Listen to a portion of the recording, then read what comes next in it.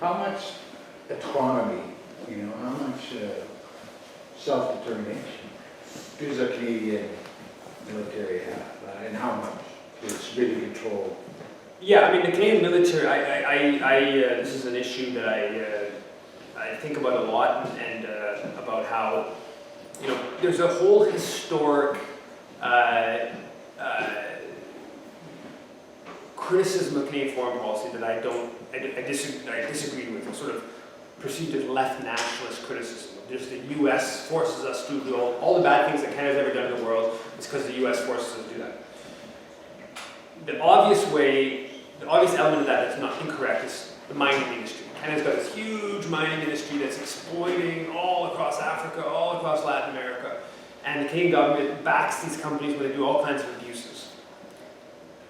There's no real evidence that the U.S. puts any pressure on Canada to do all of that, right? That's just indigenous Canadian mining interests that are exploiting the world for corporate capitalist interests. So that's an element where it's not the U.S. Now, the military is an element of Canadian foreign policy where it's clear the U.S. is a central, or the central,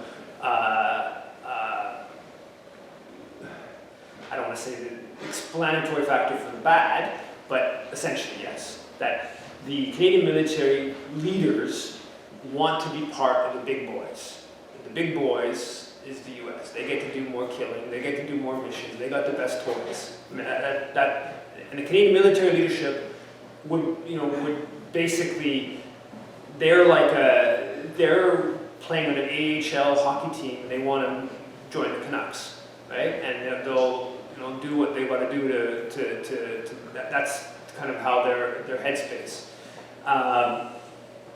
So yes, I think that there's elements of that in itself that are also interesting. Like the Canadian military, that's why it's important when we talk about the roots of the Canadian military, is that the Canadian military goes from an appendage of the lead empire of the day, the British Empire, to an appendage of the lead empire of the day, the U.S. Empire, more or less around World War II is the transition. And they gloried in empire. They've always gloried in empire. The British, the American.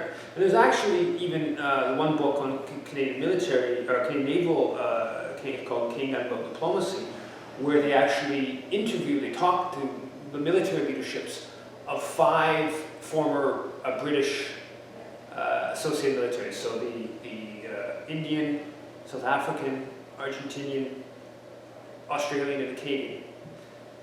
The 3 Indian, Argentinian, and South African, their navies see themselves as kind of like the big players in their region. The Australian and the Canadian see themselves as part of like a global empire, right? And I think that that's the sort of like, so yes, the American military puts pressure on Canada to increase military spending, right? They're constant American politicians. They view every extra dollar that Canadians spend on the military is $1 extra for the American war machine. Pretty much, that's how they view it. So they're pushing it, but I think it's a mistake to view the Canadian militaries going along with that as just simply lackeys of the U.S. I think it's a coherent self-interest in wanting to be part of the American empire, right? Canada was at the center of establishing NATO, right? It was the U.S., Lester Pearson, right? Britain, and the Americans who were involved in the secret meetings to establish it before the actual formal establishment of NATO. Some people even say that NATO was a Canadian idea. It was a Canadian, external affairs officials that came up with the plan. So yes, Canada clearly is, NORAD. I mean, NORAD lets the American military dispatch Canadian troops from Canada, right? They get the new naval vessels. This is the fighter jet procurement is the second biggest procurement ever. We're building 15 new naval vessels for $82 billion, $286 billion over the life cycle, $286 billion over the life cycle.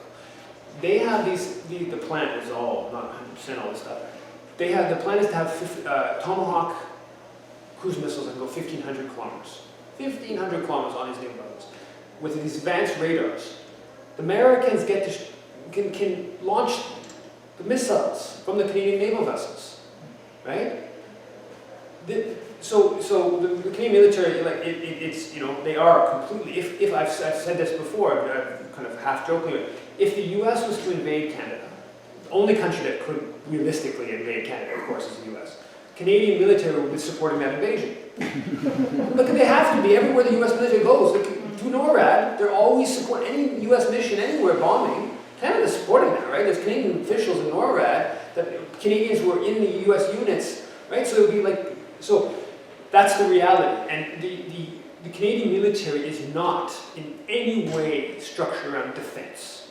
There's nothing about buying the fighter jets, the buying of the naval vessels, the plan to buy the unmanned drones. Nothing about this is about defense, right? This is about NATO, U.S.-led empire. That's what this is, overwhelming what the institution is about. So I think we should be on it. I think that is a way. I think there is sympathy among the population to be not just lackeys of the U.S. So I think we do need to. That's a line of argumentation that should be put out there. But I also think we should be a combination of understanding and honest about fully understanding how the Canadian military establishment is tied into that and benefits from that, not just that they're sort of forced into it.